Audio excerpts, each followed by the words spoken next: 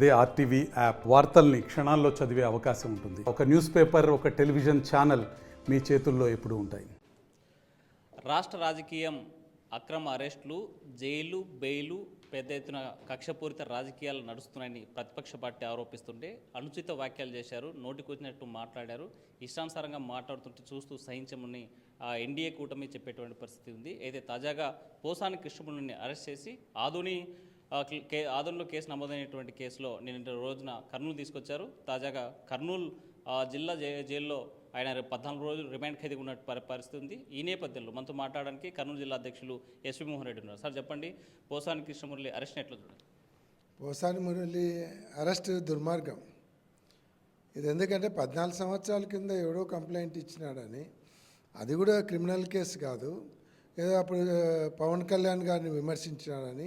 ఆ సందర్భం కూడా ఎట్లా, పవన్ కళ్యాణ్ వాళ్ళ ఫ్యాన్స్ అందరు పోయి ఆయన ఇంటి మీద పోయి గలాట చేసి నీ పిల్లలు నీకు పుట్టలేదురా అని వాళ్ళందరూ గలాట చేస్తే ఆ ప్రెస్టేషన్లో స్టేట్మెంట్ ఇచ్చినారు. అట్లా అనుకుంటే చాలామంది తెలుగుదేశం నాయకులు ముఖ్యమంత్రి జగన్మోహన్ రెడ్డి గారు ముఖ్యమంత్రిగా ఉన్నప్పుడే చాలా దారుణంగా మాట్లాడినారు. ఇప్పుడు ఉన్నటువంటి స్పీకర్ అయ్యన్న పాత్రుడు అయితే అరే సైకో నా కొడుక అన్నాడు జగన్మోహన్ రెడ్డిని. వాడు పెద్ద సైకో నా కొడుకు అన్నాడు. తర్వాత ఇంకొకడు వచ్చేసి నీ పిల్లలు నీకు పుట్టలేదన్నాడు. వాళ్ళు రిలీజ్ చేసినటువంటి కొన్ని ఫోటోలు అయితే మార్ఫింగ్ చేసి ఘోరాతి ఘోరంగా, నిజంగా ఆ ఫోటోలు వాళ్ళ రిలీజ్ చేసిన వాళ్ళ భార్యలకు చూపిస్తే వీళ్ళకి విడాకులు ఇచ్చారు, ఇంత వరస్ట్ ఫెల్లవాను అని. అంత ఘోరంగా వాళ్ళు ఫోటోలు మార్ఫింగ్ చేసి పెట్టినారు జగన్మోహన్ రెడ్డి గారి ఫ్యామిలీ మీద. ఒక్కొక్కరు ఇష్టం వచ్చినట్టు మాట్లాడినారు. జగన్మోహన్ రెడ్డి గారు దాన్ని అన్నిటిని కూడా రాజకీయ విమర్శలుగా తీసుకున్నాడు తప్ప కేసు పెట్టలే. పోచాని మురళీకృష్ణ ఎప్పుడో 14 సంవత్సరాల కిందట మాట్లాడినది తీసుకొని దాని మీద ఆదోన్లో ఒకటి, గుంటూరులో ఒకటి, అనంతపూర్లో ఒకటి, అన్నమయ్య జిల్లాలో ఒకటి, 16 స్టేషన్లలో కేసులు. నిజంగా నాకు 40 సంవత్సరాల రాజకీయ అనుభవంలో ఇటువంటి రాజకీయ పరిస్థితులు, ఇంత కక్ష సాధింపు, ఇటువంటి రాజ్యాంగాన్ని ఎక్కడ చూడలే. భారతదేశం అంతా కూడా అంబేద్కర్ రాజ్యాంగం నడుస్తూ ఉంటే ఒక ఆంధ్ర రాష్ట్రంలో మాత్రం నారావారి రాజ్యాంగం నడుస్తూ ఉంది. అసలు ఈ హరాస్మెంట్ ఏంది, ఈ కేసులు ఏంది? ఒక వ్యక్తి మీద ఒకే స్టేట్మెంట్ మీద 16 స్టేషన్లలో బెయిలా. సుప్రీంకోర్టు క్లియర్గా ఇచ్చింది, హైకోర్టు ఇచ్చింది.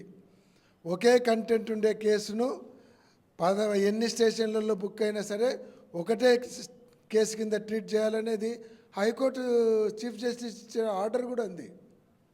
కానీ పోలీసు వాళ్ళు ఇష్టం వచ్చినట్టు చేస్తున్నారు.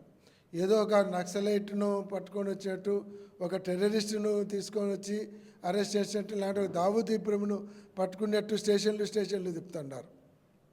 ఆయన ఇచ్చే ఒక స్టేట్మెంట్కు 16 స్టేషన్లలో కేసు రిజిస్టర్ చేయడమా? ఇది ఎక్కడన్నా ఉందా?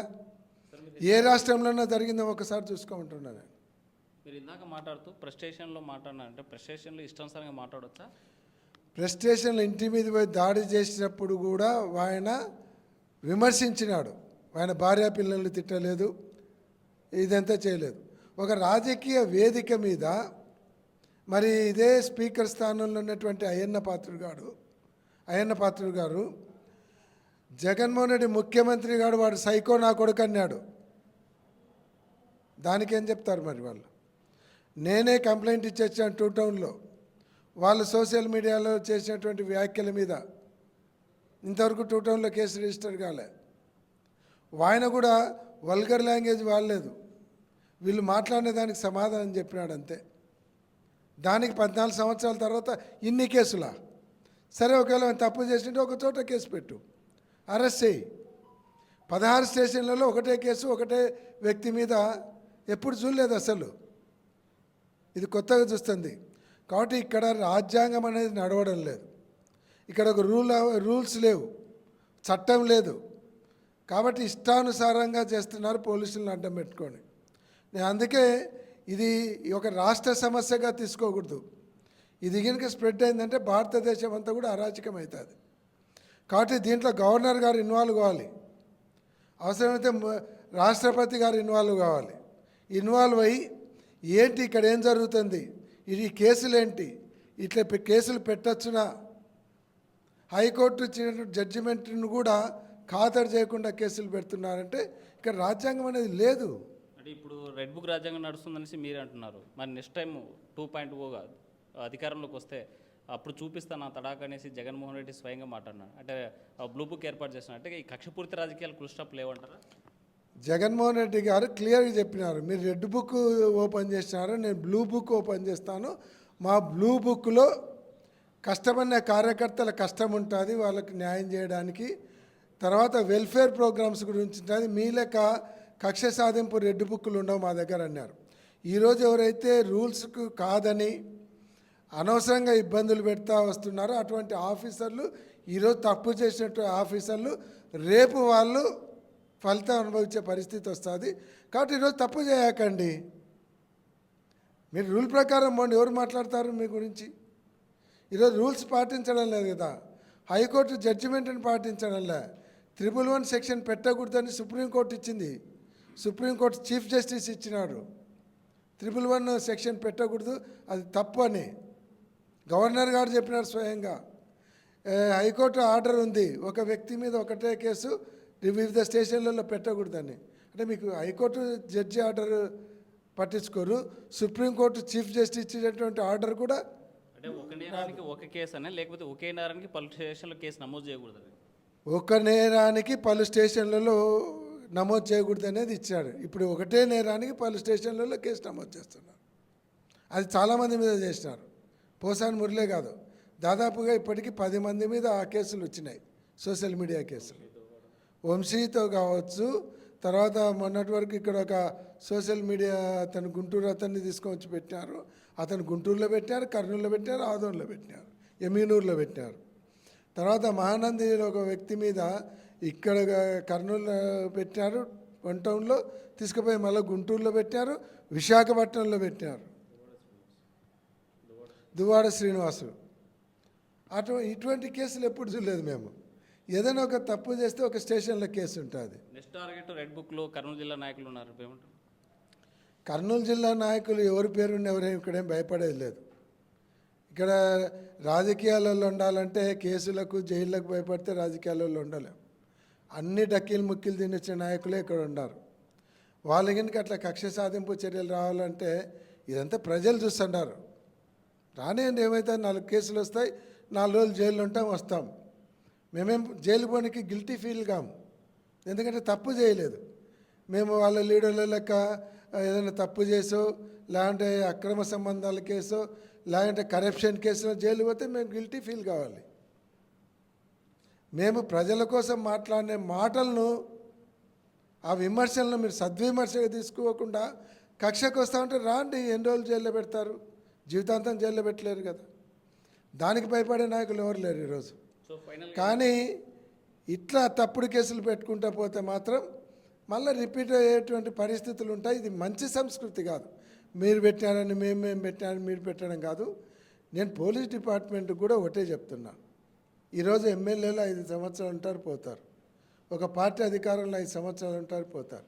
కానీ మీరు 30 సంవత్సరాలు డ్రెస్ చేసుకొని ఉద్యోగం చేయాలి. 10 మంది కానిస్టేబుళ్ళు, ఒక ఎస్ఐ, ఒక మండలంలో 60,000 జనాలు కంట్రోల్ చేస్తున్నారంటే మీ లాఠీలను చూసి భయపడి కాదు, డిపార్ట్మెంట్ మీద ఉండేటువంటి గౌరవం. కాబట్టి ఆ గౌరవాన్ని దయచేసి పోగొట్టుకోకండి. డిపార్ట్మెంట్ మీద నమ్మకం పోయిందంటే ఇంకా ఆ రోజు జనాలు పోలీస్ స్టేషన్లకు రారు, వాళ్ళకే వాళ్ళు రివెంజ్ తీసుకునే పరిస్థితులు వస్తాయి.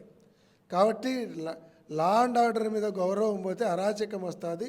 ఆ పరిస్థితులు తీసుకొని రావద్దని డిపార్ట్మెంట్ కూడా నేను చెప్తాను. అంటే గతంలో మీరు ఫిర్యాదు చేశారు కదా, అక్కడ ఈ కేసు మీద నమోదు చేయాలని చెప్పి అయిన పాత్ర మీద, అచ్చన్న మీద, ఆ కేసు నమోదైంది ఎందుకు? నేను స్వయంగా పోయి నేనే 2 టౌన్ పోలీస్ స్టేషన్లో కంప్లైంట్ ఇచ్చాను. లోకేష్ గారి మీద, అయ్యన్న పాత్రుడు గారి మీద, వీళ్ళందరి మీద నేను స్వయంగా పోయి 2 టౌన్లో కంప్లైంట్ ఇచ్చొచ్చాను. దానికి ఇంతవరకు అతిగతి లేదు. మేము ఇచ్చే కంప్లైంట్లు ఏది అతిగతి ఉండదు. కానీ ఎప్పుడో 14 సంవత్సరాల కిందట ఇచ్చినట్టు కంప్లైంట్ పట్టుకొని ఈరోజు అరెస్టులు చేస్తారు. అంటే అసలు ఏం చేయాలనుకుంటున్నారు? రాష్ట్రాన్ని ఏం చేయాలనుకుంటున్నారు? అంటే ఈరోజు వైసీపీ ముఖ్య నాయకులు అయిపోయినారు టార్గెట్. నెక్స్ట్ వైసీపీ కార్యకర్తలు, నెక్స్ట్ ప్రజల. అంటే మీ నాయకుల మాట ఎవడో వినకుంటే, లేదంటే మీ నాయకులు ఏదన్నా ఒక వాళ్ళ పొలం రాసేయమంటేనో లాంటి సివిల్ డిస్ప్యూట్లో ఎంటర్ అయితేనో ఇదే పద్ధతి. అంటే పోలీస్ డిపార్ట్మెంట్ను అడ్డం పెట్టుకొని కేసులను అడ్డం పెట్టుకొని రాష్ట్రంలో భయభ్రాంతులు సృష్టించాలని చూస్తున్నారు. ఇది మంచి పద్ధతి కాదు. ఇది ప్రజాస్వామ్య దేశము. బ్రిటిష్ కాలంలో కూడా ఇంత హరాస్మెంట్ ఎప్పుడు చూడలే. బ్రిటిష్ వాళ్ళు ఏదన్నా ఇది చేస్తే ఒక చోట కేసు తీసుకుపెట్టి లోపల వేసేటోళ్ళు. మీరు బ్రిటిష్ వాళ్ళ కంటే ఎక్కువ చేస్తున్నారు, అనుభవించే పరిస్థితి వస్తుంది. సో ఫైనల్గా సూటిగా ఏం చెప్పదలుచుకున్నారు ఈ కూటమి ప్రభుత్వం? కూటమి ప్రభుత్వం మీకు ప్రజలు అధికారం ఇచ్చింది ఇక్కడ పరిపాలన చేయమని, మీరు ఇచ్చినటువంటి సూపర్ 6 హామీలు అమలు చేయమని, తర్వాత వెల్ఫేర్ ప్రోగ్రామ్స్ చేయమని, రాష్ట్రాన్ని అభివృద్ధి చేయమని, నిరుద్యోగులకు ఉద్యోగములు కల్పించమని, తర్వాత నిరుద్యోగ భృతి ఇవ్వమని, మహిళలకు రక్షణ సంక్షేమ కార్యక్రమాలు చేయమని మీకు అధికారం ఇచ్చినారు తప్ప కక్ష సాధింపులు చేస్తాం. ఈరోజు నిన్న కూడా మాట్లాడుతున్నాడు లోకేష్, మేము ఎవరిని వదిలిపెట్టము, ఇంకా మేము చేస్తామని. అయ్యా నువ్వు ఫారిన్కు పోయి అక్కడ ఇండస్ట్రీస్ తెచ్చానని చెప్పి ఆడ కూడా రెడ్ బుక్ గురించి మాట్లాడితే ఎవడన్నా ఇండస్ట్రియలిస్టులు వస్తారా? కానీ ఇది మంచి పద్ధతి కాదు కూటమి ప్రభుత్వానికి. లోకేష్ బాబుగా చేస్తున్నటువంటి అక్రమాలు ఇవన్నీ చేస్తున్నాడు. బీజేపీ ప్రభుత్వం ఉంది, మీరు నేషనల్ పార్టీ మీది, మీరు దీన్ని ప్రోత్సహించుకుంటా పోతే మీకు నేషనల్లో కూడా అంటే జాతీయ స్థాయిలో మీరు కూడా బద్నాం అవుతారు. మీరు దీన్నైనా గుర్తుంచుకోకుంటే దెబ్బతింటారు. నేను ఈరోజు కూడా చెప్తున్నాను, ప్రెసిడెంట్ గారు గవర్నర్ గారు ఈ విషయంలో ఇన్వాల్వ్ అయ్యి చర్యలు తీసుకోవాలని డిమాండ్ చేస్తున్నాను.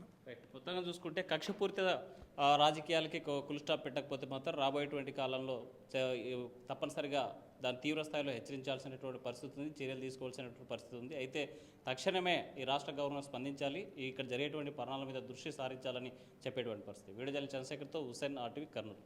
మరిన్ని వీడియోస్ కోసం ఛానల్ ని సబ్స్క్రైబ్ చేయండి, లేటెస్ట్ అప్డేట్స్ కోసం వాట్సాప్ ఛానల్ ని ఫాలో చేయండి అండ్ లింక్ డిస్క్రిప్షన్ లో ఉంది.